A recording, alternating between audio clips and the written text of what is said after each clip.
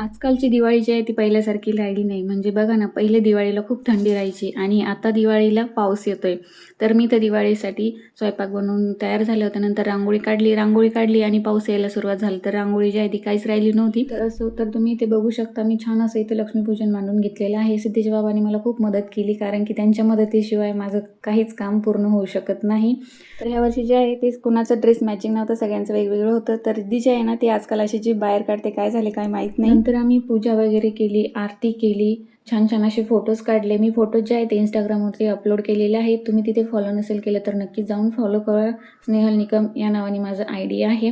नंतर आम्हाला फटाके फोडायला बाहेर जायचं होतं, तर पाऊस येत होता.